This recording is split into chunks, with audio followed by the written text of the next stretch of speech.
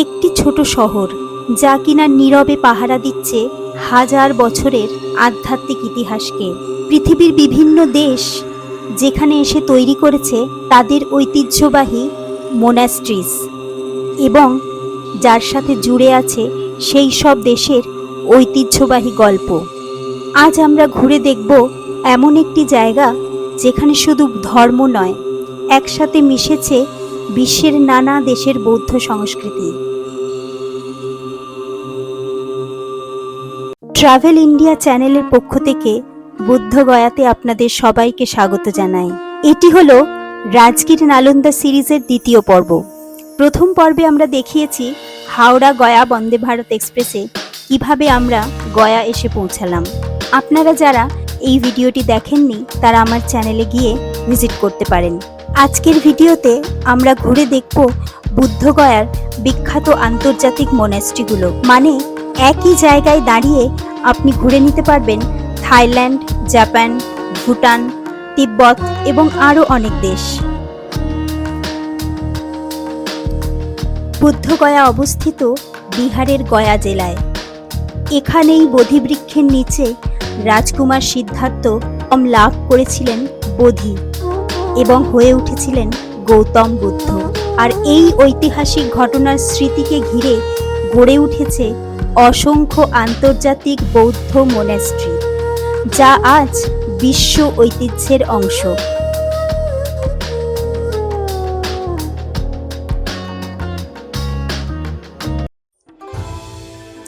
আমরা আমাদের যাত্রা শুরু করছি জাপানিজ টেম্পল দিয়ে। ইন্দোনেশিয়ান নিপ্পন জাপানিজ টেম্পল 1970-এর দশকে এটি নির্মাণ করা হয়। এখানে কাঠের ঐতিহ্যবাহী জাপানি স্থাপত্য দেখা যায় এবং এর ভেতরে আছে গৌতম বুদ্ধের জীবনের বিভিন্ন ঘটনার সুন্দর চিত্রকর্ম। একদম শান্ত, মিনিমালিস্টিক ডিজাইন এবং মনে এক অদ্ভুত শান্তি এনে দেয়।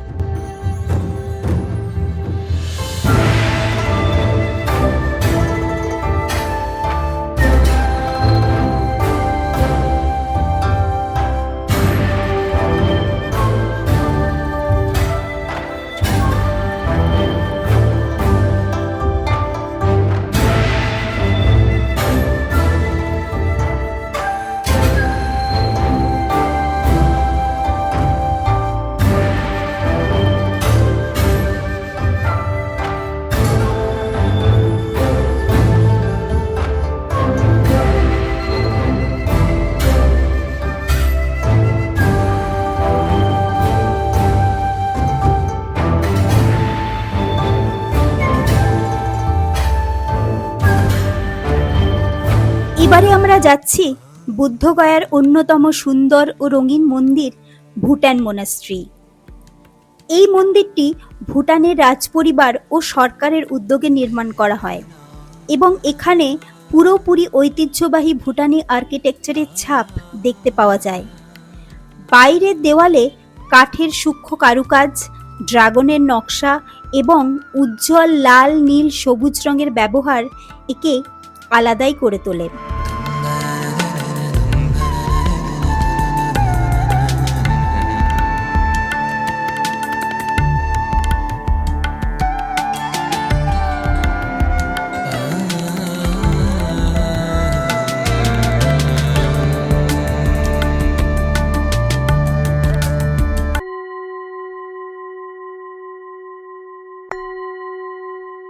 বুদ্ধগয়ার অন্যতম শান্ত জায়গাগুলির মধ্যে একটি হল কর্মা টেম্পল। কর্মা কাগ্যু বৌদ্ধ সম্প্রদায়ের পরিচালিত এই মন্দিরটি শান্তি এবং ধ্যানের জন্য বিশেষভাবে পরিচিত।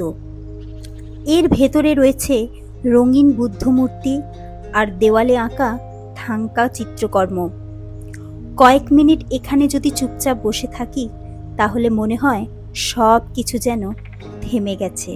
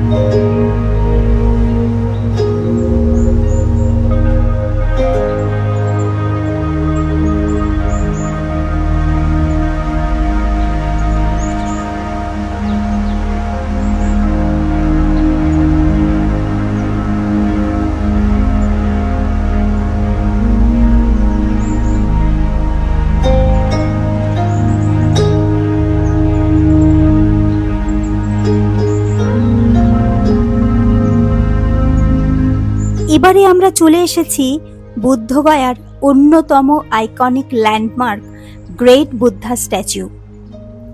এই বিশাল মূর্তিটি প্রায় ৮০ ফুট উঁচু এবং পদ্মাসনে বসা গৌতম বুদ্ধকে দেখানো হয়েছে।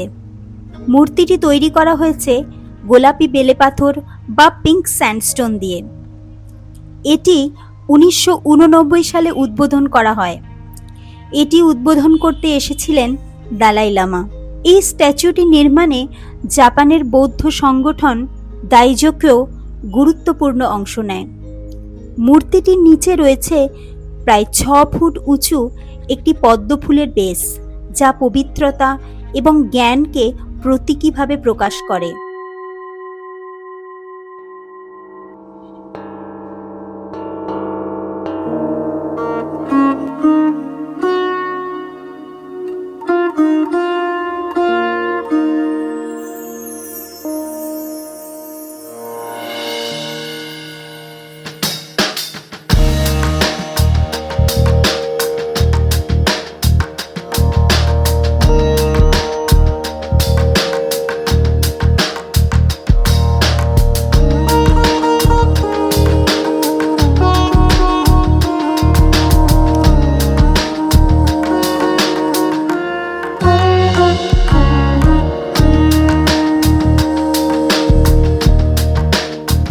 বুদ্ধগয়া শুধু একটি শহর নয়, এক অনুভূতি। একই জায়গায় দাঁড়িয়ে থাইল্যান্ড, জাপান, ভুটান আর তিব্বতের সংস্কৃতি অনুভব করা সত্যিই এক বিরল অভিজ্ঞতা।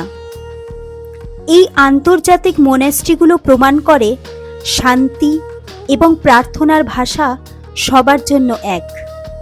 আর এই কারণেই বুদ্ধগয়া আজও বিশ্বজুড়ে মানুষের কাছে এতটা বিশেষ জায়গা নিয়ে আছে। এই শান্তির বার্তা নিয়েই আমরা পরের পর্বে ফিরব মহাবোধি টেম্পল, তার ইতিহাস এবং রহস্য উন্মোচন করতে, যেখানে কিনা রাজকুমার সিদ্ধার্থ গৌতম মহাবোধি লাভ করেছিলেন এবং হয়ে উঠেছিলেন গৌতম বুদ্ধ। ভিডিওটি যদি ভালো লেগে থাকে তাহলে অবশ্যই লাইক করুন এবং কমেন্টে জানান কোন জায়গাটি আপনাদের সবচেয়ে ভালো লেগেছে। আর পরের পর্বগুলি কিন্তু দেখতে একদম মিস করবেন না। ভালো থাকবেন। নমস্কার।